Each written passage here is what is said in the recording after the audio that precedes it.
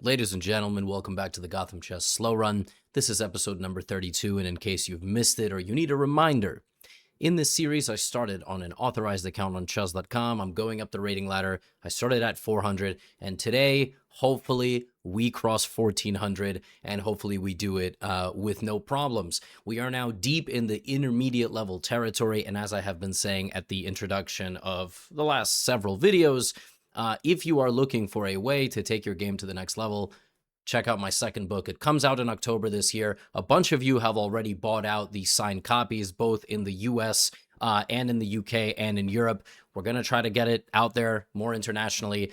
It is available for pre-order, and it's a really good one. This whole week I've been adding bonus exercises. It now has 160 bonus online digital exercises after you read the chapter. So it's gonna be great, and we're gonna get right into it. And also, look, there's no sponsors in the slow run. I am the sponsor. I'm also going on tour. All right, I went on tour last year in Europe. It was an incredible experience. I will be back.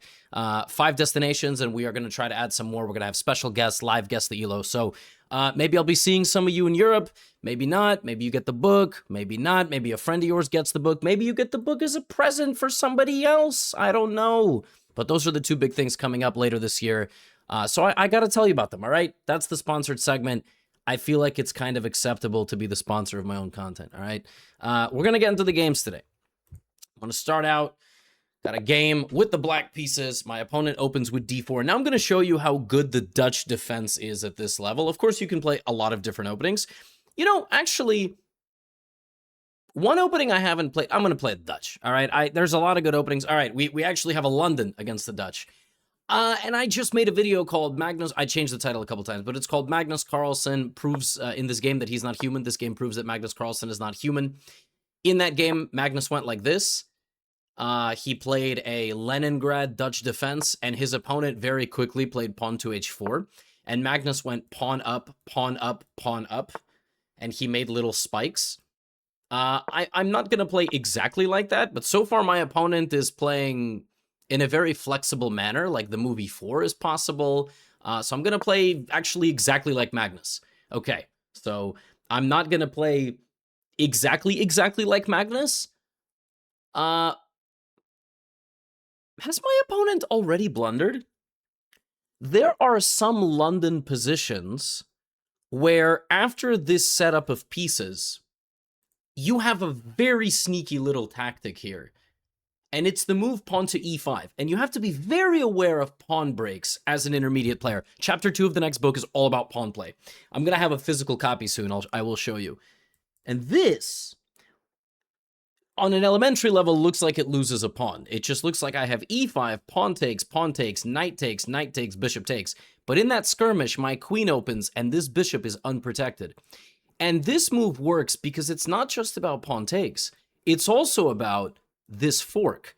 And unless I'm stupid, I think this move just wins material because I now have a double attack. I'm attacking the bishop, and white cannot guard both pieces. That is really sneaky. And I just played like Magnus. I mean, I saw that video. I saw that game. I made that video. I don't watch my own videos. I feel like that would be a little narcissistic.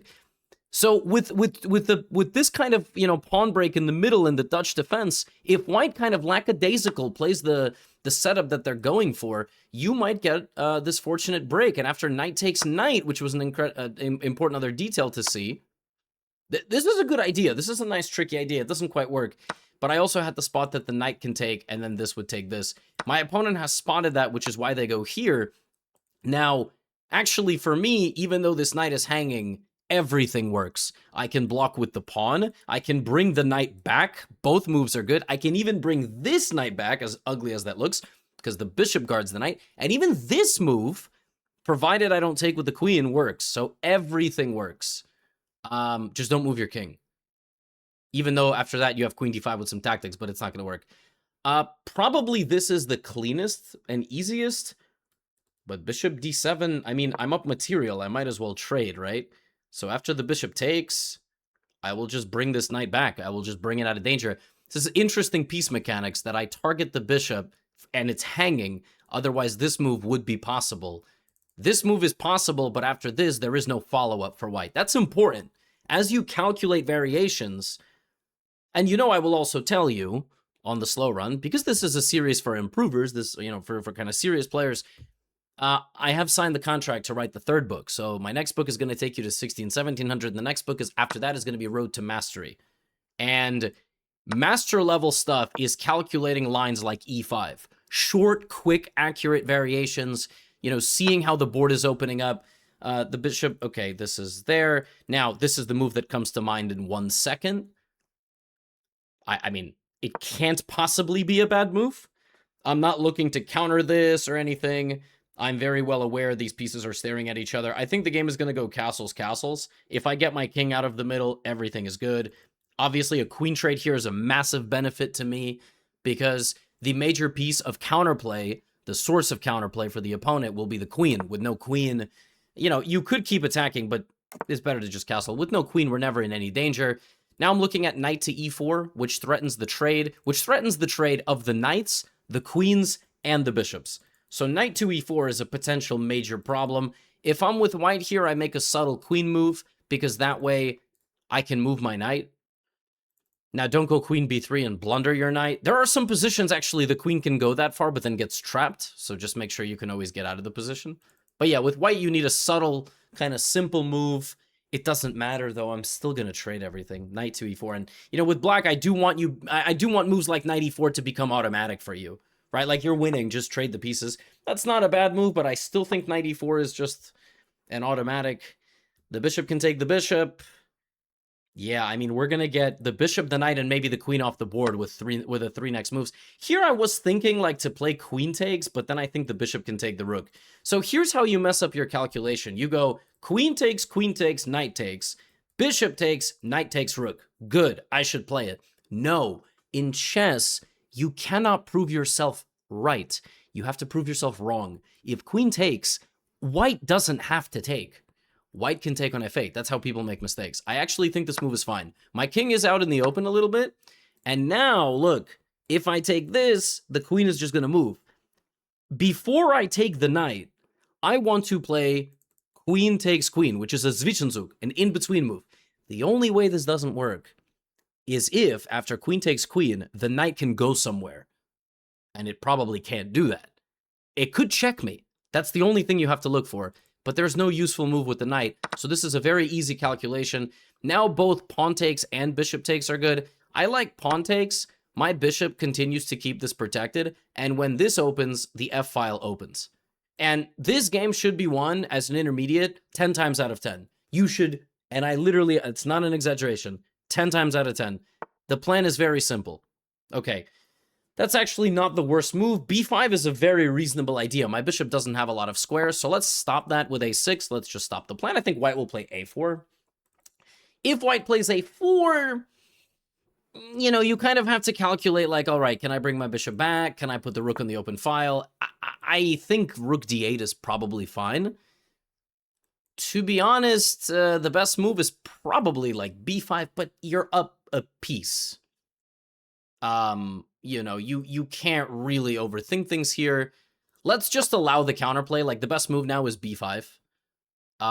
If it's played, I will be quite impressed. Honestly. Just ignoring everything and going b5. And then, we'll stick to the plan. We'll keep trading pieces. Yep. A lot of people would just autopilot this move. Now, if the bishop goes here, you lose the rook. If the bishop goes here, it's actually okay. You could take first. You still have to save your bishop, and the only way to save it is actually to, it's not great, like, and this is a great example of counterplay with limited resources. Bishop d7 now, or rook takes rook first. Look, rook takes rook takes, we bring the bishop back. I'm thinking, they're going to play rook d4 attacking the pawn, and then maybe bishop f7, and it's like we're winning, but we need to be a little more precise than that. I'm starting to sort of dislike things a little bit. If bishop goes to d7, maybe the rook can come. Okay, let's play this move. It's a very ugly move to have to make, but we make it. And in an endgame like this, you need to preserve... Okay, rook d4 is obviously very natural. You need to preserve at least a pawn on the board, right? So the move here, bishop f5, this can't be bad. We're looking for the rook trade. If we trade, fantastic. Okay, we're going to trade. We're not going to think too much about that one. And now we have a few choices. So we can go rook a8. Rook d7 is not possible. Bringing the king to the middle and trading the second rook is probably going to win us the game. So let's do that. King f6, king e7, rook d8. That is the easiest. We need to keep at least one pawn. h3 is a very natural move. Do you see what they want? They want g4. And that's, you know, that's the fight for this pawn. That's why we need to play h5. And if we get king e7, rook d8, and remove white's remaining strong piece, the bishop and the 5 pawns should beat the king in 6. Another thing, just for general endgame principles, when you want pawns on the same color complex, like this one, another option was rook f7, rook d7, but when you want pawns on the same color complex, like this, because it's for your bishop to go eat, you can always play b6. Oh, my opponent escaped. That was actually quite clever. They did not want to be subjected to trade. So now let's do what's called fixing. We are fixing the pawns on this color. Just a general good move. We don't want to trade too many pawns. Bishop e6 now is always a problem. So I can do that. Well, bishop e6, rook d4 is actually still annoying. So we have both rook d8 and rook a8. And really, in the endgame, you should try to maximize the activity of your piece. And now if white's king tries to cross over, we have both rook d8 and then that attack over there. So rook a4 now targets this pawn. And now I have both bishop e6 and king d6. This move looks very clean. And if c5, the cleanest way to win the position by far is to play rook a2. So bishop c4 check, followed by bishop takes pawn, followed by pawn takes is winning. The other move that I can guarantee you is winning is this. Because with no rook on the board, it's even better than winning a pawn. You never, ever, ever have to worry anymore. They're going to take, I'm going to take, and bishop c4 actually just wins this pawn and wins us the game. This was instructive. I don't have another word. Educational, instructive, right? That central pawn break, bishop here. We have a lot of pawns on the color complex that we need. I don't have to play defense. I can probably play offense, just as long as I survive with at least 1 or 2 pawns in this endgame. One thing is if you have a light squared bishop and you only have a pawn remaining and a king, and it's a pawn that's an H or A pawn, the corner has to be the same color as the bishop. I just said a lot of words so that, like, if it's a B pawn, if it's not a pawn on the outskirts, it can be any color. But when it's just a king, a bishop, and a pawn, if it's an A or H pawn, you have to make sure the corner is the same color as the bishop. Otherwise, it's a draw, which is kind of insane. But that is the reality. So now, look, we can win with a few different things. We can just play b4, as crazy as this might seem. f4 is fine. Everything is winning here. Just don't trade off all your pawns. So the endgame is about pace. It's about patience. They want king c4. Can you just go and run after those pawns? You have to be a little careful. Your bishop's a little poorly positioned. You have time to make a move like this so the king can't get close. White can't actually make any more progress. So the only thing that white can do is move the king around. And while they move the king around, you will promote. In fact, bishop f1, I think, just wins because we have b3. And now, don't go b2. It's still winning if you go b2, but just go here. This pawn permanently anchors the king to this area.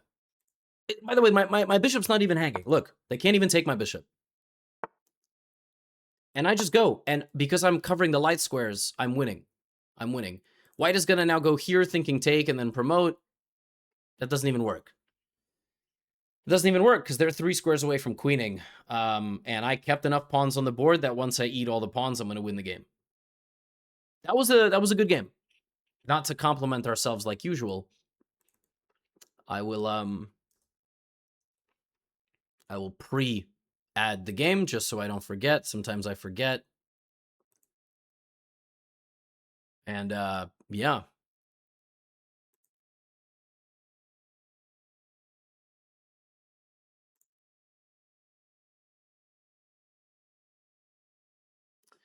My opponent wrote me a message and said, "You played perfectly." I don't think that and then wrote me a clapping emoji, which I don't know. I don't know if that's well, they obviously don't know. Even though the account is public, it is public. There's a spreadsheet of all the games, and I don't know if my opponent was annoyed at the quality of the game. We go here. We don't have to do that, but we take, and now we obviously push. We can eat all the pawns. A lot of you would just eat the pawns. You don't have to, though. Go here. And my opponent resigns. I think I explained everything in that game, to be honest. I think I explained everything. You know, the Dutch defense is one of these openings where you have this pawn break early, and yeah, it's straight up losing out of the gate, which is really tough. That is a really, really tough thing. And it's all because of the move c3, which is just crazy, because as a London player, you know, you autopilot these moves. But if you want to go from 1400 to 1800, every move in the opening matters. There is no more autopiloting, okay? Every move matters. This changes a lot. You know, if I had castled and c3 had happened, e5 doesn't work, because after pawn takes, knight takes, white guards their own bishop, you know? But knight c6, e5... Knight c6, e5 is a nice concept, and hopefully you can use that in your own games in the future. It's a cool one, and I hope I was quite clear with my explanations and my thought process throughout the game. Again, you know, my opponent went bishop c3. I think right around here, you know, they played this bishop move. We traded, and then they retreated the bishop. They went like this. You know, I took. I thought it was quite instructive the way that they advanced. And then there was just nothing. I mean, you couldn't do much here. I brought my king. I played here. And, yeah. Not much to be done. Not much to be done. Rook a2, I think, the final instructive moment. Okay, we keep going. I say instructive a lot, but it's an instructive series. e4. French, Scandi, Caro-Kann. We can continue our Caro-Kann masterclass. Let's see if we get takes, d4, and knight c3. Okay, this is an interesting moment. So, a lot of people who get a Caro-Kann course or watch a Caro-Kann video, they will write me messages like, Levy, knight f3 and then captures on d5 is not in the course. Or, Levy, knight c3 and then taking on d5 is not in the course. And, like, the only thing in the course is d4 here takes. Folks, what you have to understand is, if white plays knight f3 and then takes, it's still an exchange Caro-Kann. They just changed on which move they took the pawn. So, this is still an exchange Caro-Kann. Now, in the exchange Caro-Kann, it's bad for white to have a knight on c3 in front of a c-pawn.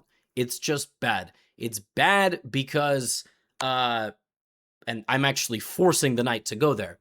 It's bad because the c-pawn can't move. And the knight on c3 doesn't actually put meaningful pressure on the center. Now here, I can play e6, but then I would block my light-squared bishop, so I'm kind of thinking to play bishop to g4, which is just kind of a clean little move like this. And then I will go e6 or knight f6 to guard my center. Okay? I'm also pinning. If h3, I might just take and then play e6 and be rock solid. This is not such a concern for me. Okay, now I think I can just play this move e6, so my bishop is not blocked. My next few moves are knight f6 and develop this bishop and short castle. Again, this is not a concern for me. It is very well protected. A lot of people just trade that knight. I don't really know why they do that, but people don't know really what to do. h3, certainly a move. And I actually like to take the knight because I find that the queen is not very strong on that square. in these positions. But you are welcome to do whatever you like. In fact, I think here bishop h5 is just maintaining the pin is also very reasonable. But let's just play it a little bit more loosey-goosey. You know, the queen on a5 is obviously not that strong, but I'm trying to show you what is white thinking about. I don't like this. I don't like when people think on obvious recaptures. That's never a good sign. You don't have a move here except queen f3. I mean, if you play g takes f3, the police should be called. Maybe you think I have this move, but I'm pinned. And then maybe you're going to play this first, which is... You're seeing a ghost. You're seeing a ghost. There is absolutely nothing there at all. Now, I only played queen a5 to force the knight to go to c3. Otherwise, you know, I didn't have to go queen a5 check. But I'm trying to show you that when people play the move knight c3, their position has a bit of a limitation in the long run. Oh, my opponent disconnected. Oh, that's tragic. Okay, well, I mean, I'll take a free win, but I think they just have bad internet. I don't think they're rage quitting. If anything, the last guy I thought might rage quit, but... Okay, I mean, if we get a forfeit win, it happens. And then I'll analyze this position. I think white's position is very good here. I think it's completely fine. It's the opening. Remember, the golden rule is if you don't do anything stupid in the first 10 moves, position's probably fine. Oh, devastating. Devastating stuff, but I guess that counts. My opponent just felt the power of the Caro-Kann and had to call it a day. Yeah, I think white is better. I think it's probably 0. Yeah, I was going to say 0.3, 0.4. White would have taken, right? Now, some people here with black would go, I want to take this pawn, so I'm going to attack the bishop. Okay, but the thing is, since white can do this anyway, think about what I'm saying. This is really intermediate stuff. Since white can play this move whenever they want, you shouldn't waste moves. You shouldn't attack their bishop to force them into this position. You should just develop. And when they go here, you should just develop. And when they make another improving move, you should just develop. And when they make another improving move, you never need to play a6. If they want to take your knight, they will. If they don't, but it's too late. You play with your rook. And once you reinforce the knight with a rook, it's a very different case. You will take with the rook, not the pawn, apply pressure, have another piece ready to go wrecking the queen side, right? And also the b pawn won't be here. It can always advance. But a lot of people in the exchange Caro-Kann put the bishop on b5. A lot of people. And then they take. And so, actually, according to the engine, the best move for black in this position is the move I played in the game. I wouldn't recommend playing like this and forcing your opponent to develop, but I did play the best way. Like, had I gone e6, I would have just blocked my own bishop. But I went bishop g4, and then e6, and this is the perfect development for black.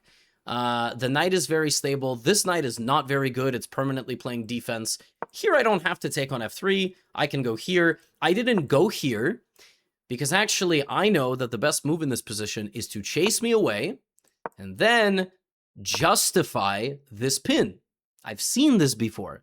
And the knight targets the knight and the bishop. And when you guard, white has this next sneaky move, f4. And suddenly this bishop is not feeling very comfortable. So there's actually some variations here. You have to go like this, and you know, you really weaken your position. Actually, the best line here is take, f5. And white is only able to get away with playing this crazy style of chess because you have 5 pieces on the last rank of the board. You can't play chess with 5 pieces on the last rank of the board. Your opponent can get away with a lot more when all your pieces are back. When your pieces are out, like my queen, the bishop, and you know, the rest of the pieces for white, for example, you can get away with less because the pieces are more active and can punish you. Queen a5, actually, the computer really likes. But if you don't want to play queen a5, you can play very simple chess. You can play bishop g4. White will castle. You play e6. White plays with the bishop. You play with the knight, the bishop, and you castle. You can put the rook on c8. And in the exchange Caro-Kann and the advanced Caro-Kann, trading the bishop for that knight, when a bishop or a queen have to come to f3, is good. You generally don't want to trade bishop if a knight will come there. In this particular case, there is queen a5 check. But let's just say there is like this position. This is bad for black. Replacing the light squared bishop with a knight is not what you want. But when the knight is on c3, as it was in this game, this is a very different story. This position with a queen arriving on f3 is not scary because the queen doesn't have any target. And the same is true if, let's say, the bishop had gone back. If something like this were to happen, this bishop is terrible. It's not doing anything at all. My pawns here are very good. So in the exchange in the advanced Caro-Kann, this bishop for this knight, when a bishop and a queen come on the board, very, very useful. And the knight on c3 in front of the pawn, very bad. Long term, not short term. I mean, we're not talking about beginner blunders anymore. I want to play a Vienna. It's been a long time. Okay, we have a French defense. It's been a long time since I played a Vienna. Now I will show you one of my favorite lines against the French. You're intermediate players now. I've actually played b3 with massive success against the French. It's a gambit. It's called Particulat gambit. Bishop b2, giving away a pawn in the center of the board. And the idea is to play knight c3, queen e2, and long castle. So Magnus Carlsen has played this, I've played this, and that's all you really need to know. I want to go queen e2. This is the idea. You win the pawn back, and then you long castle with a strong attack on the king side. Black might, castle this way, and then you launch these pawns because you go this way. Opposite side castling leads to some really interesting and attacking games. Queen d4 is, yes, wow, queen d4 is actually played. Queen d4 is possible. I don't remember, actually. Queen d4 is a very natural move because it actually protects this pawn. I think here with white, you gambit another pawn. You basically allow the opponent to take, and you just get very quick development. Before I do that, I'm going to long castle. Just want to get my king out of the middle. And I think you can also go d3. Pawn to d... I think you can also go pawn to d3. And after pawn takes, there's rook takes. So I think these are all relatively, if you heard that, that was my sweet boy barking. So I cannot take, right?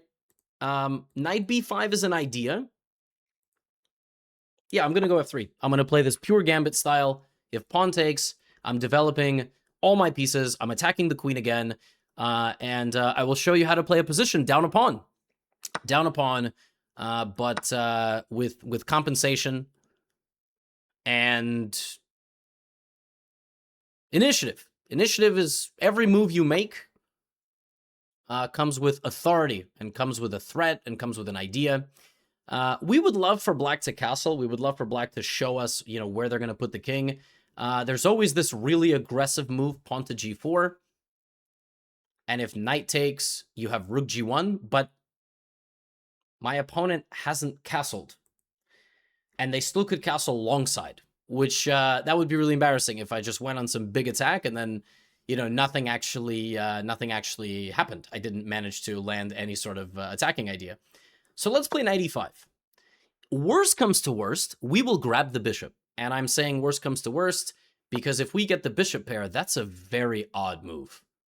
If we just take this bishop, we will have the long range pieces. So right now, maybe I can put this bishop on this diagonal. Actually, now g4 is not even a blunder. So I'm looking at this, I'm thinking, can I just go g4 here? This doesn't look that stupid. I mean, normally you go g3, bishop g2, but right now I'm trying to go g4, g5, target this knight. a6 was very weird. a6 almost felt like a waiting move. Just like, I'm not going to do anything, But there's not so many moves. Okay, of course, my idea was to take the bishop. I can take it now. I can also play bishop g2. And if bishop takes, queen takes. But I feel like knight for bishop for me is not bad. Queen c6, but this is a dopamine move.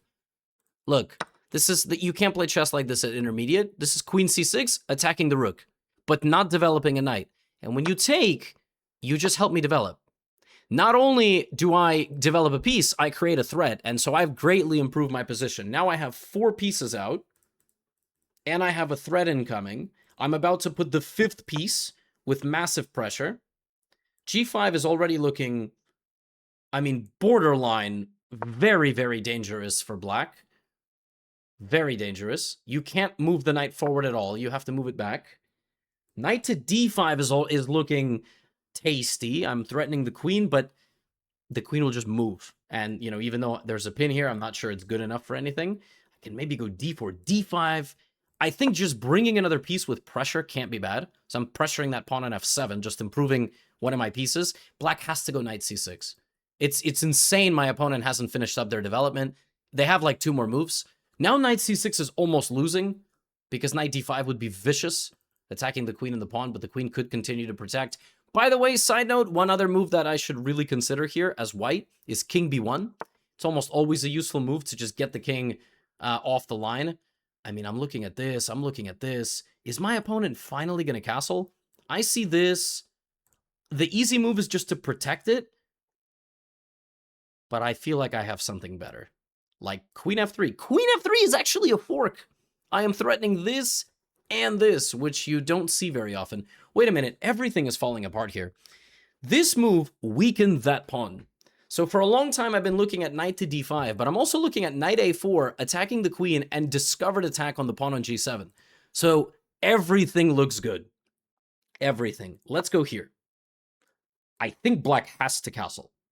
I think you have just unfortunately damaged yourself so badly here that I'm not sure what else you can do. Now, if we take this pawn, it is disappointing because we are going to a bit of an endgame. We will trade the queen and then our attack might not be as good. You know, that's my only issue with trading right now. I kind of don't want to do that. Yeah, that's sort of, I'm like, I don't want to, you know. So maybe we can just keep the pressure on like this. But maybe it's okay. I mean, we don't always have to win every game with some sort of crazy checkmate. So let's take on b7. Fine. We take on b7. And now I will show you how to navigate this kind of a position. Our bishop is hanging. Let's bring the bishop kind of back. And if this, which looks free, it looks like we've blundered. You always have to be keeping an eye on how does your opponent create problems for you. And you have to ask, how can they put me in danger? And this move is a major issue. I attack the bishop and I attack the knight. And this protects only one. That move was played in 2 seconds. And now black loses the game. 2 seconds. Whoa, they go knight d3, which is a little crazy. But now they're just down a piece. Now, here's another very brief piece of calculation. Bishop to d4. Bishop d4 looks like it wins the game on the spot because the rook is trapped. Not quite. Black can play c5. And after bishop d4 takes, my bishop is pinned to my king. Luckily, I'm not losing it because I can protect it with a pawn. But these are the types of things that you need to see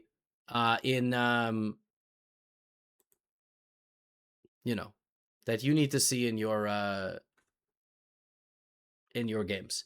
And one more thing is, if this, you can go here as well. So this move actually,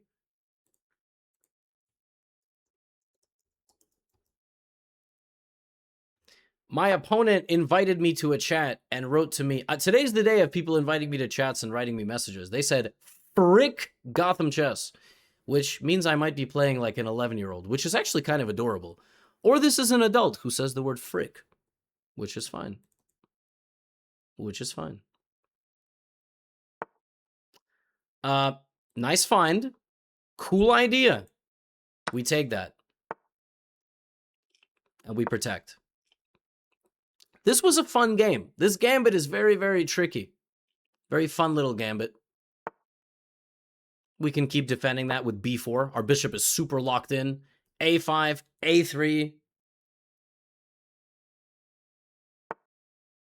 Okay, d5 is an interesting move. I like I mean, of course, we can just take the pawn and trade. I kind of like pinning. So we are pinned and they are pinned. Okay, that's actually a good move as well. Now things are getting annoying. I think the easiest thing to do is to just step out of the pin completely, like king to b2. And this way, if they take our bishop, we take. Yeah, I guess I take with this pawn. Maybe they will go rook d7. Rook b7 is a blunder of a rook. That's unfortunate. Check. And since this person told me, frick Gotham Chess, we will win fast. We will not show any mercy. We will not take this to an endgame. We will go deliver a brutal and vicious checkmate with both of our rooks and bishop. Push the pawn like this. And we will give this check and make this queen. And now it should be mate in 1. King c6. Queen c7, mate.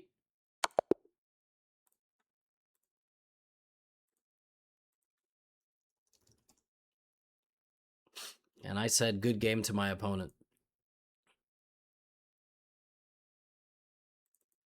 Interesting. I straight up think I played a, like a 12-year-old. And if they're not 11 or 12, they talk like it. So that's...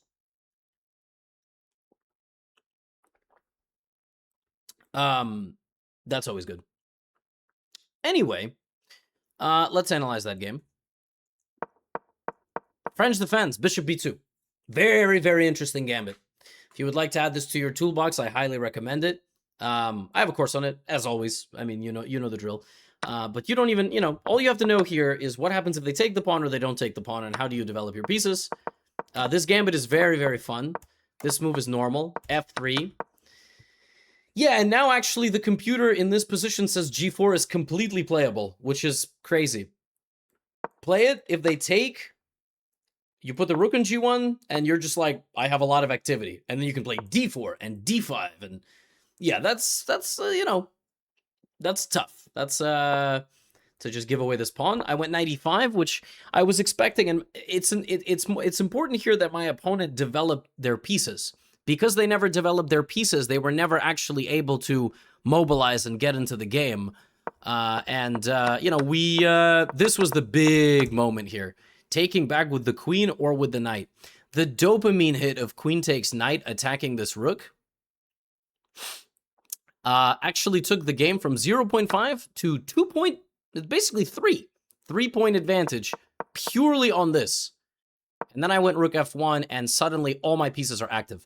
It is a cool position that despite being up a pawn, black is down 3 points on the evaluation. And still, it continues to be that knight d5 knight c6 is the best move, even though there is knight d5. So the line that the computer gives here is pretty spectacular. You have 1, 2, 3, 4, 5 pieces playing, and this kind of covering the knight. The best move here is to sacrifice the rook. Rook takes f7. This is an amazing move. It's, I think, unfindable below like 2200. But the point is, you have to always monitor things that are only protected by the king. And here, there's a lot of stuff only protected by the king. After rook f1 check, queen e6 is unstoppable. If knight f6, you take it with whatever you want, but probably one of these pieces, so that you can actually move back. Whereas if you take it with the pawn, black here goes g6 and closes the territory. That was quite instructive. That was quite instructive. Another instructive. Instructive. We have time for another game? Always have time. Okay. I want to play a Vienna. I haven't had a Vienna in a while. Vienna! Let's go! My bread and butter. One of the original openings. The original Gotham openings. Bishop c5. So, usually against knight f6, I play the gambit. Usually against knight c6, I play symmetrical.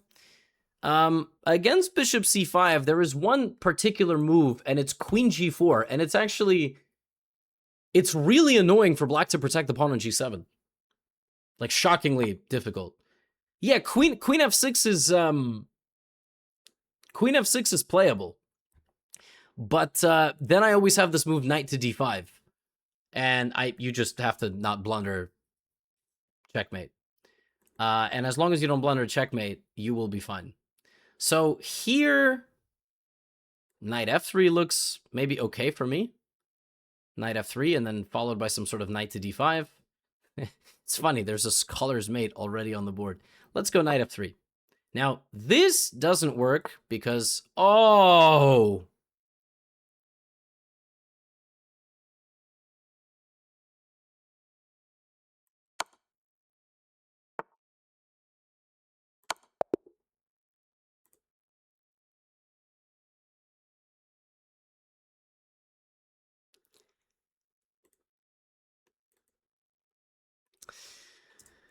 It's not every day you win in 6 moves at 1400.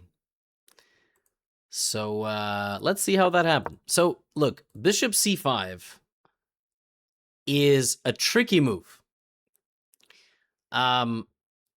Basically, in the Vienna, and you can watch my videos on the Vienna. I've done rating climbs on the e4. So in the Vienna, f4, which is called gambit, it's not quite a gambit because accepting it is very dangerous, is a very good line. When you see the knight on f6, you go f4, you try to get this.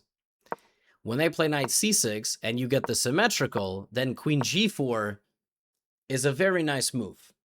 And queen f6 is a huge mistake, falling for a very famous trap, knight d5, and it looks like there's mate, but there's no mate. And then white is creating unstoppable problems, which are almost immediately losing for black. Now, in this game, I went a little aggro. I played queen g4. It's a very tricky move, queen g4. Black responded like this. The best move in the position is just to play like a normal move and then keep developing. And as we know at this point, like, usually the basics are the best. But everybody has a different playing style, right? I went out aggressively with my queen. So did my opponent. And then I went here.